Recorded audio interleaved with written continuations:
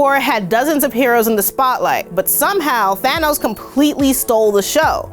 This video is going to contain heavy spoilers because I want to talk about what the movie gets so right about the Mad Titan and how he compares to, and sometimes improves on, his comic book counterpart created by Jim Starlin. I'm Kaya, and today we're talking about Thanos vs. Thanos, a tale of two titans. Let's break them down bit by bit, starting with their origins. So what do we know about the MCU Thanos? He came from Titan, a paradise planet that was pushed to the brink of extinction by overpopulation. He tried to warn his people, kinda like Jor-El, but unlike Superman's dad, Thanos' plan involved a lot more bloodshed. His proposal to murder half the planet's population was met with horror, but after Titan's destruction, he grew even more convinced of his twisted logic. Fun isn't something one considers when balancing the universe, but this does put a smile on my face.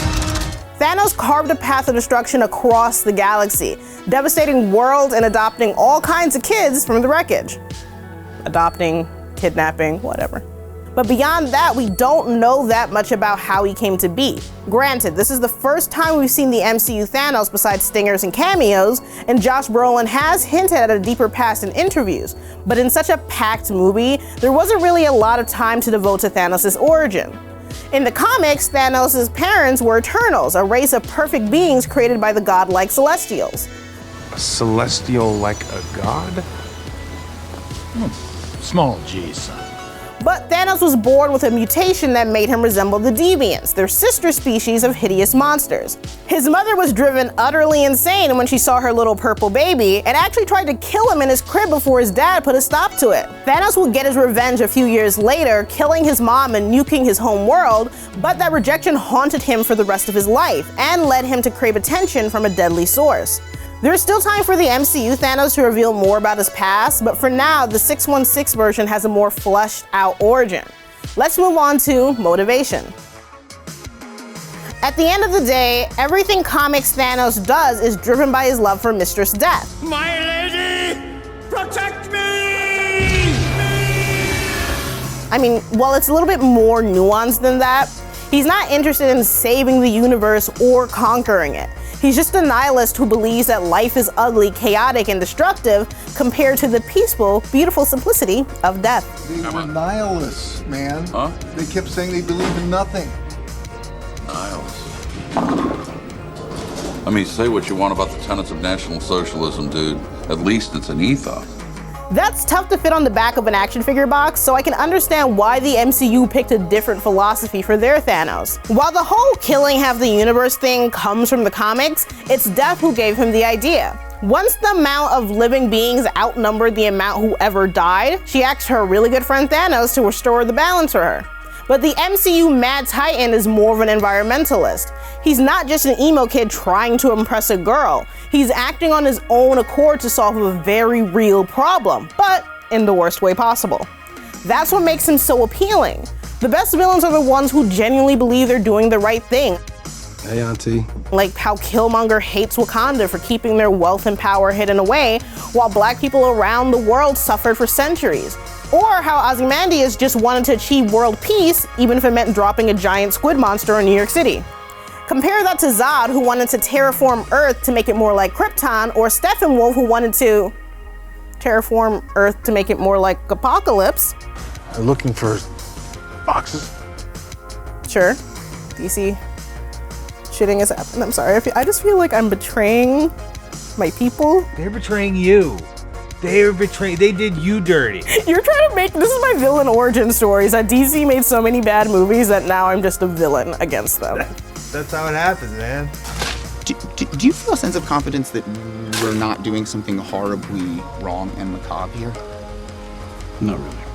Thanos has a vision, and he's convinced that snuffing out trillions of lives is the only way to achieve it. That's what makes him so terrifying. Well, that and his unlimited cosmic power.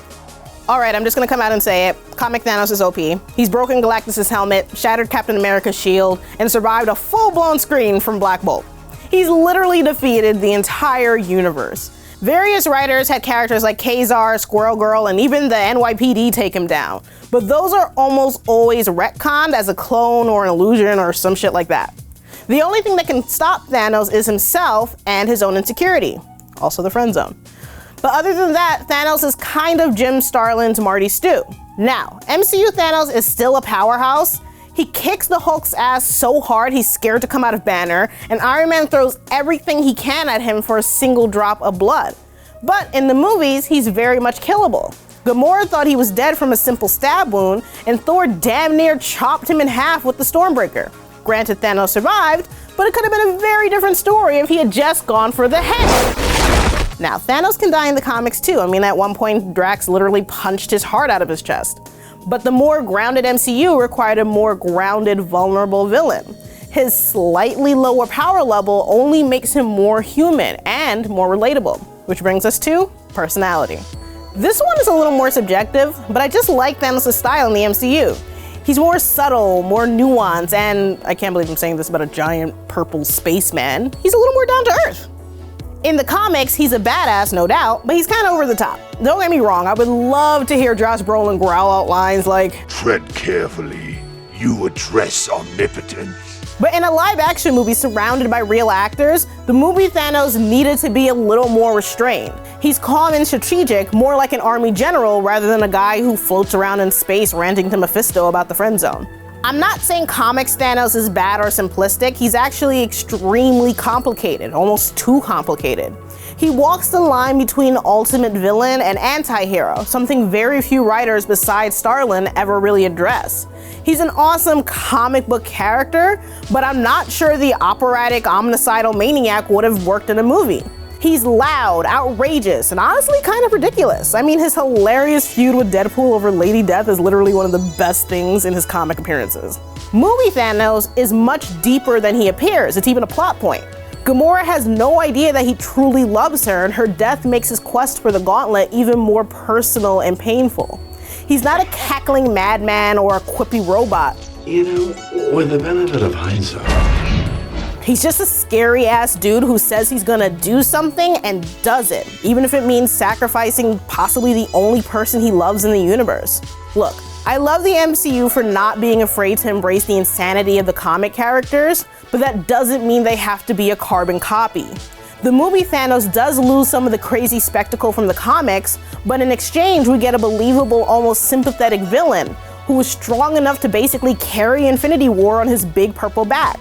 I personally prefer the movie version, but I can absolutely understand everyone who loves 616 Thanos more. Honestly, do we even have to make a choice? With a few exceptions, the MCU characters are pretty damn faithful to the comics, just streamlined and fleshed out in ways that suit the movie medium and appeal to every kind of audience. At the end of the day, it doesn't matter which Thanos is better.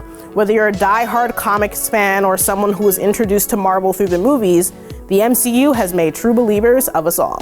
Hey guys, thanks for watching. So obviously movie Thanos is my favorite Thanos. He was also my favorite part of Infinity War, but you know, you might like comics Thanos more or agree with me that movie Thanos was better. So please let me know in the comments. Also, count how many times I just said Thanos. And after that, please subscribe to Now This Nerd.